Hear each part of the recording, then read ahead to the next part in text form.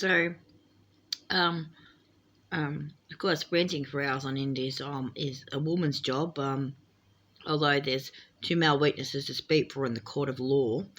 Anyway, because we are dealing with 1770 BCE. We're not dealing with 2025. We're dealing with 1770 BCE. So at that particular juncture,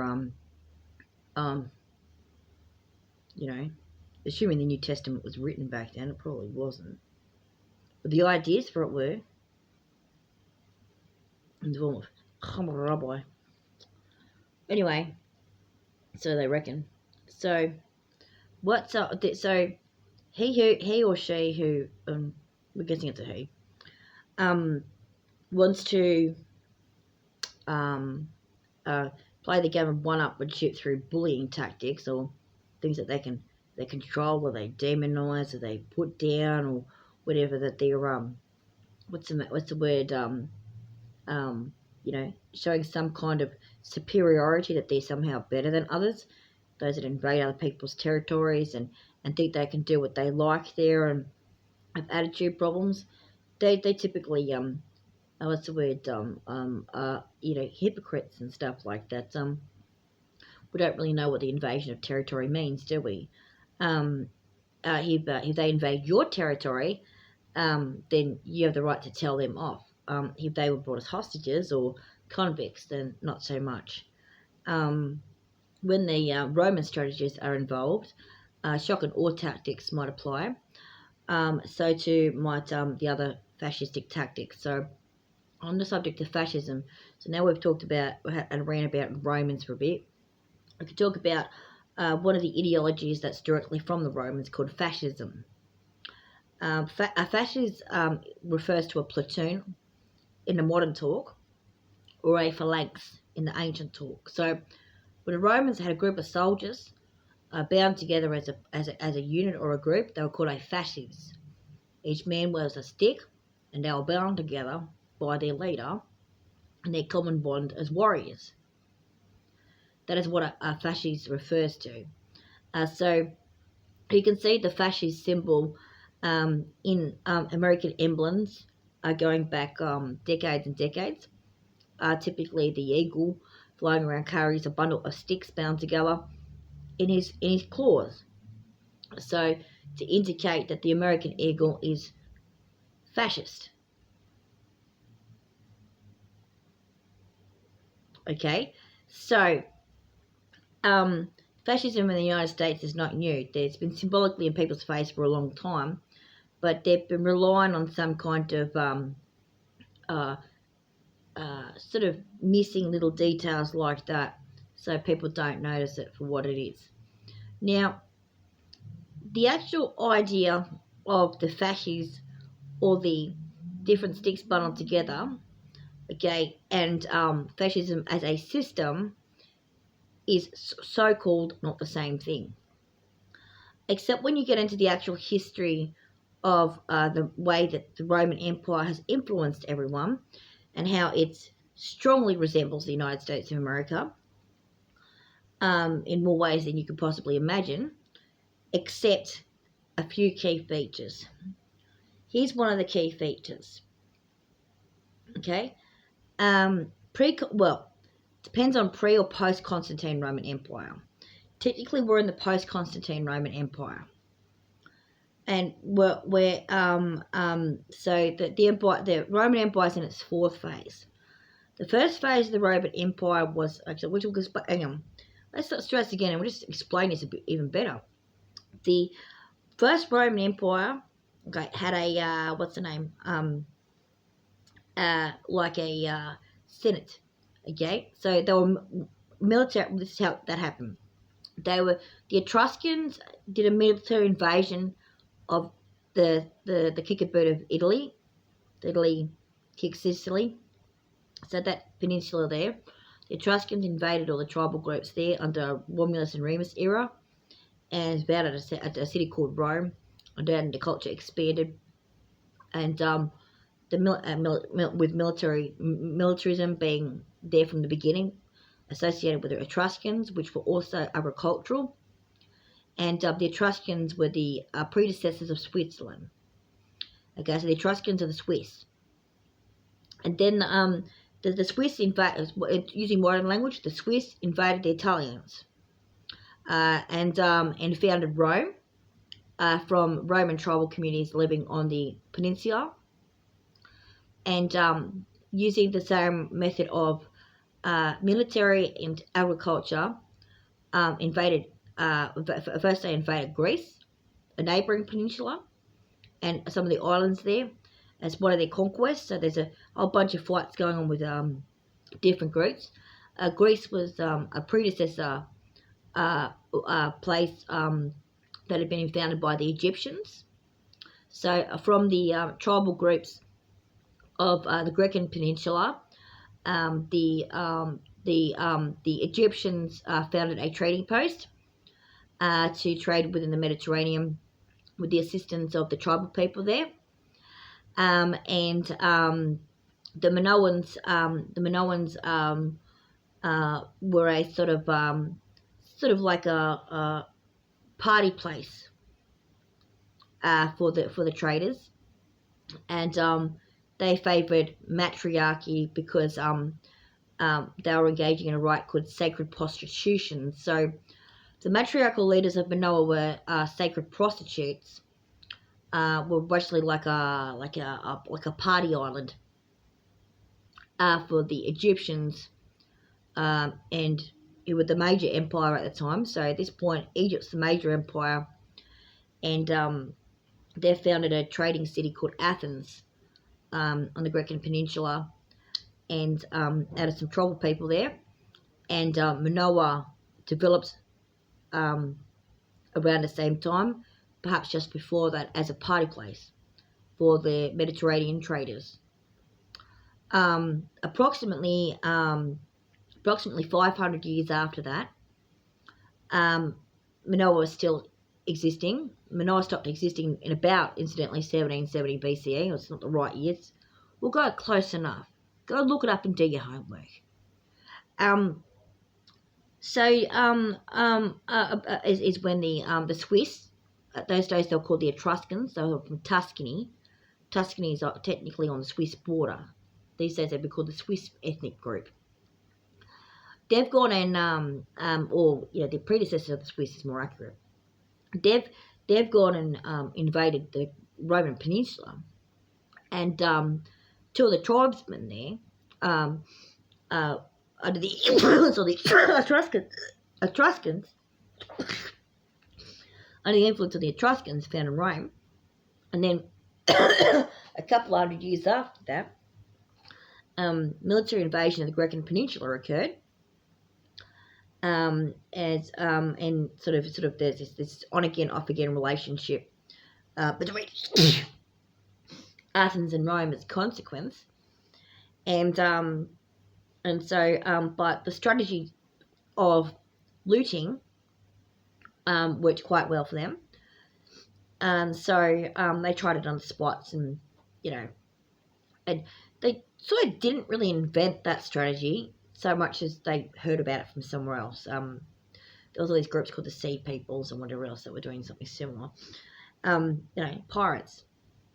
So they based on some kind of, so they started off as a with that. So when they invaded Greece, Greece had been around for some time and had already invented its Senate. So with the communication between Athens and Rome is happening, Athens has invented a Senate, and Rome has borrowed the idea. Similar to Egypt getting ideas from Babylon, Rome was getting ideas from Greece. And so, and we see that pattern today as well, because Australia gets actors from New Zealand,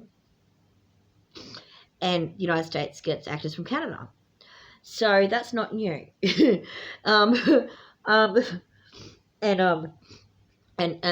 UK gets comedians from Ireland.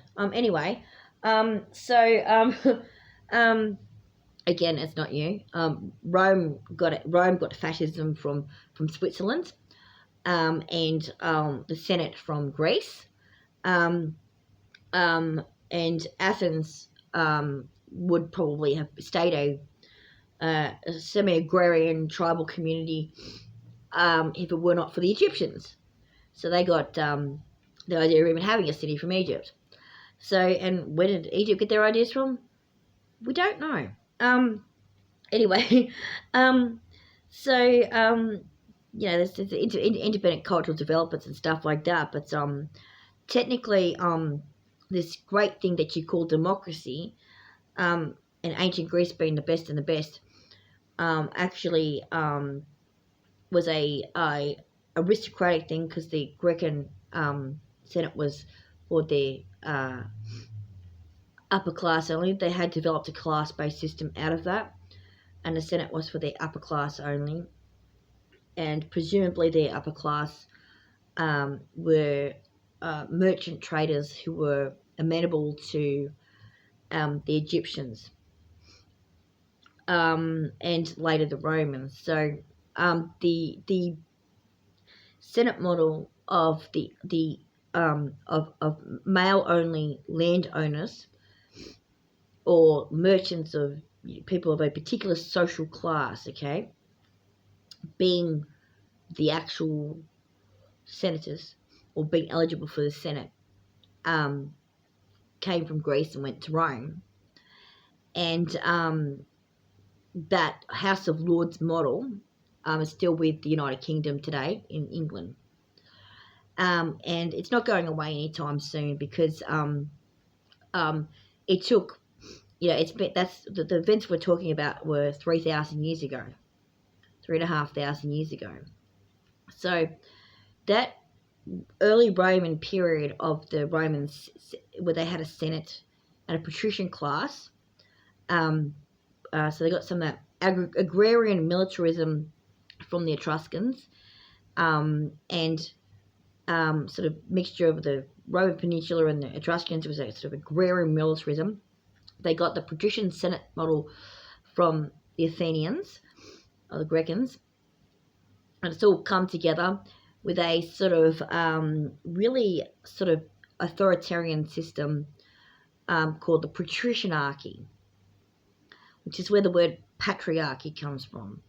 It doesn't mean pater or das pater as in the father. It means patri as in patrician, as in the patrician class of the Romans. So patriarchy came from the Romans in the form of the patricianarchy, the rule by patrician.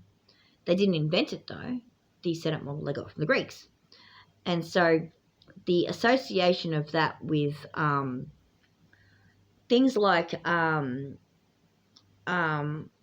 patricianarchy, means the son does his father's job and is responsible for his father's estate. The women don't own any property whatsoever. They're property that exchanged from father to husband, and there's a payment made. Okay, and you'll find that being being referenced in the New Testament of the Bible. Okay, that patricianarchy system with dowry. Okay, a dowry model of a woman being defined as spoiled goods if she's raped, and the father has to get compensation if she's not married, and that can be accepted as payment as a dowry, so she has to marry her rapist, kind of thing. That's actually clauses from the New Testament of the Bible. That's something that was acceptable to Roman society. It was acceptable to ancient Greek society. It was acceptable to ancient Judea as well, and has its origins in Hammurabi, they say, on the stele of Hammurabi, where they encoded into stone that women were property. So that shows that the Romans aren't even the origin of the idea, that they were more of a society that was borrowing from other people's ideas, and was so good at using the force and coercion methods of militarism and authoritarianism and discrimination and the other types of discriminatory practices that they picked up from around the Mediterranean, Mesopotamia, North Africa, that their militarism, their capacity to invade other territories and spread that doctrine and those doctrines with them, whether or not those places previously had them or not, meant that the Romans cop a big blame because they spread it. Okay? They codified it and they spread it.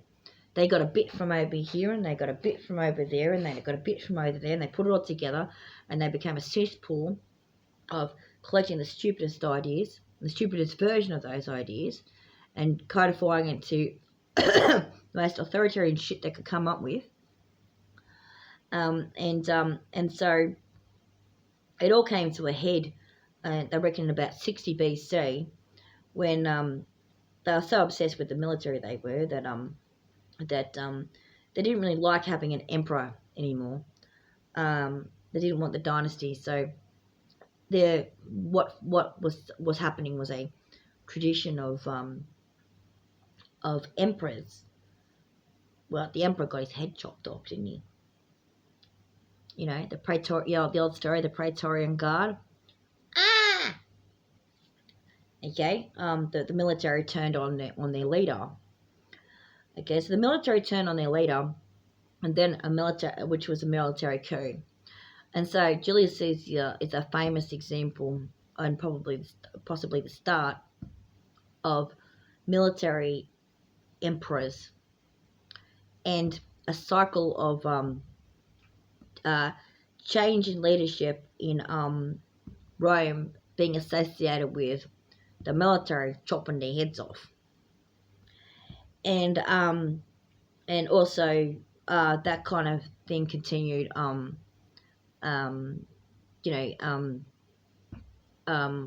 throughout the patrician class, long after Rome became Christendom. There's many stories from Christendom era where they have emperor, kings' heads being chopped off by other members of patrician class or aristocracy, trying to gut that position and using military or his own guard as the means by which they came about. So that's it. That kind of behaviour didn't start in Rome. The idea of someone being betrayed by their own brother, for example, in a sort of King's Court type environment. Ancient Egypt has quite a fair few stories like that. Even in its mythology,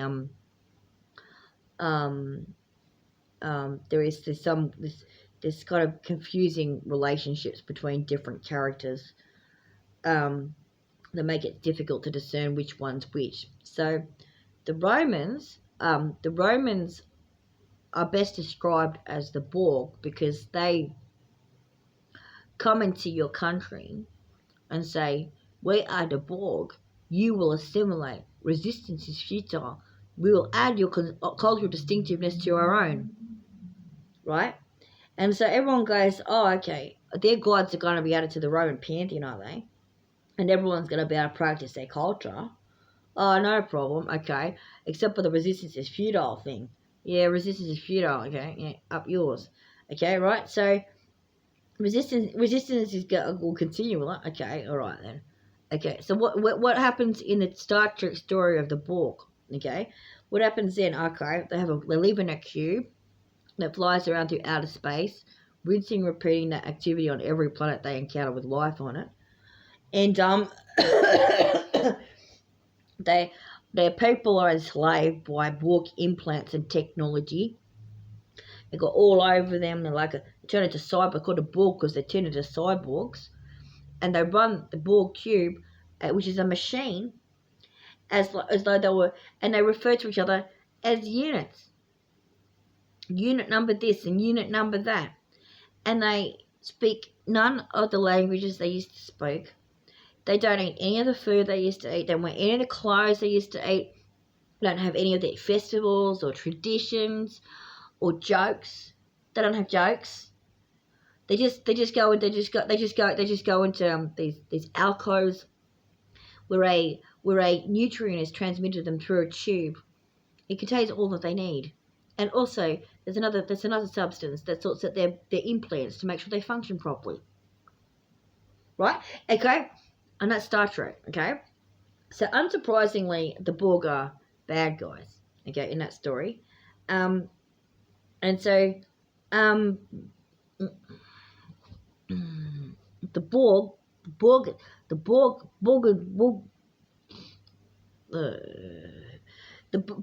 Borg being similar to the Romans is the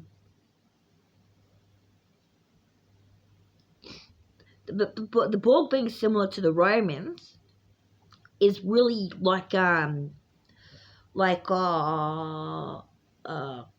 of, you can see how, in the sense that the Romans used to go into other people's countries and, using big fuck off weapons that the other countries weren't necessarily familiar with, with their phalanxes and, their fasces would come in and go, "We are the Romans. Resistance is futile." Oh yeah, want to make a fucking bet?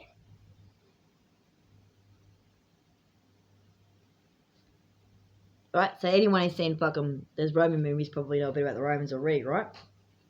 So you watch those Roman movies, and they're all like, you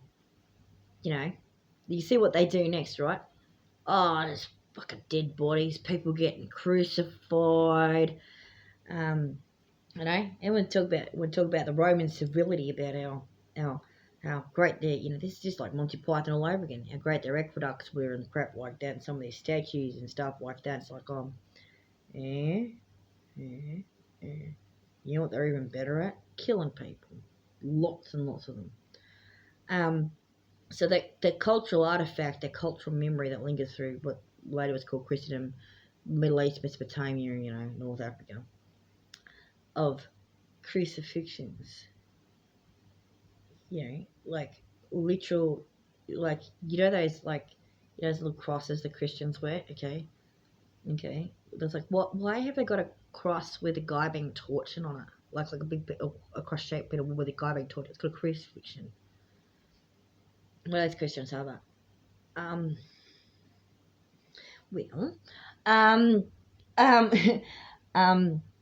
It turns out that these people, they have a thing where there was like a problem where there was a person, okay, who thought that he could have all of their stuff. So he decided to make this thing called a fasces, okay, or a Borg unit, okay, and the Borg unit was sent out to their country to say, "We are the Romans, you will assimilate." And if they didn't like it, they got nailed to that. Oh. So the Christians are basically saying that they got crucified by the Romans. That the Romans got their asses. That they were assimilated into the Borg. Okay? And so if you look at it that way, it's starting to sound dodgy. If you look at another way, you go, okay, so what happens after the Romans get what they want? You get the Pax Romana. Well, now that they've beaten the fucking snot out of you and taken everything and sold your fucking earth and crucified a lot of you, they'll leave you alone. And they might build you an aqueduct.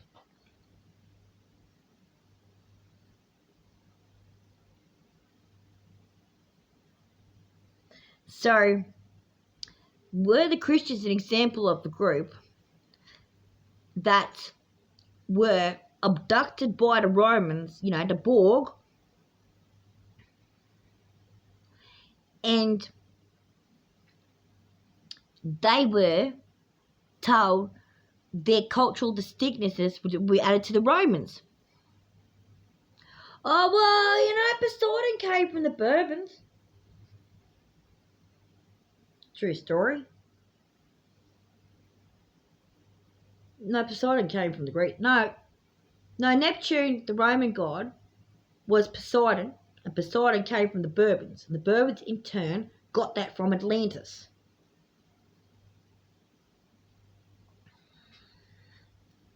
No, when did Atlantis sink? Well, according to Plato, okay, so Atlantis existed, yeah. It was an island that was about 4 kilometres one direction, 4 kilometres in the other, and had little stone buildings on it, and it was approximately 200 kilometres south of the Canary Islands. Just like Plato said, it was west of the Gates of Gibraltar. Oh, wait, no, he didn't say that. Pillars of Heracles, which is the Gates of Gibraltar. So you can find it on Google Earth, and then they covered it up. Now, why? Because they found Atlantis a long time ago, and they've put a white room facility on it where they've got these, like, bizarrely, they've got these weird computers where they can do. They've got some weird system with the satellites, according to some people, right? Okay, so we're into esoteric cult beliefs. Okay, there's one thrown at you. See, chew on that one. See if that makes any sense to you.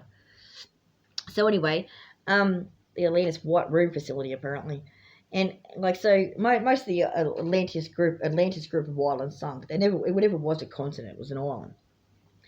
And there was a tsunami. Basically, there was a tsunami that hit about 2,000. Plato said it was 20,000 years before his time, but it sounds like it was closer to maybe 2,000. And it might have been a consequence of Santorini as well. There's a lot of things you can blame on Santorini. The other one being Ash Wednesday. So these cultural memories, are not of divine origin when you put it that way. They're not of divine origin. They're of ancient concerns. Like the Romans as the BORG. Like the Roman practice of Neptune worship, if they did that, was distinct from the Bourbons and the later Poseidon stories of the Greeks. So the Poseidon Theta stories are different from the Neptune stories, which are different again from the original Poseidon stories. And so Poseidon's a bit of an example of how an idea travelled. And it's says to have originated with these places, but no, it came from much further out than that. It makes more sense that the Atlanteans had Poseidon as one of their deities, considering he was a sea deity. It doesn't make a lot of sense that, say, an Etruscan would have originated the idea of Poseidon. A Minoan would have, a Atlantean would have,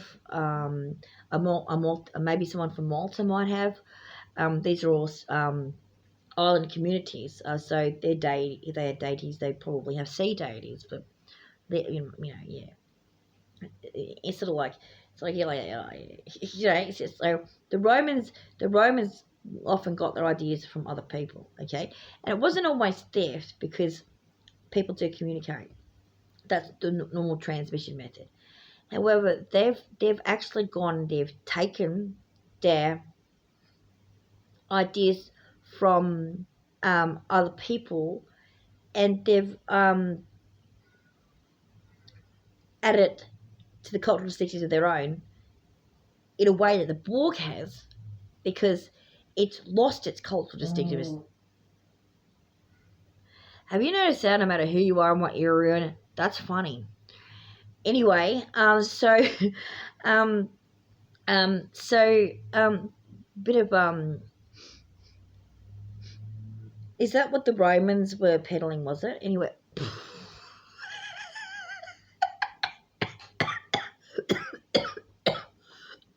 That's what the Romans were peddling, was it? Oh, oh, bit heavy. Okay, so see how these AI videos, how they can just, like, they're so realistic now. that she can take on like the body language of other people, and sometimes their accents, and even fart in a realistic way, and have humor. Like, it becomes believable. It's almost as though a real person was talking, or group of people. It's become believable. Okay, this artificial intelligence has become believable.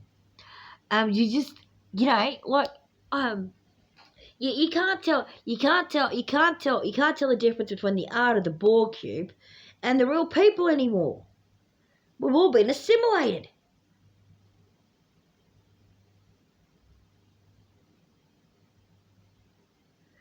Fuck, those tech bros are assholes, aren't they?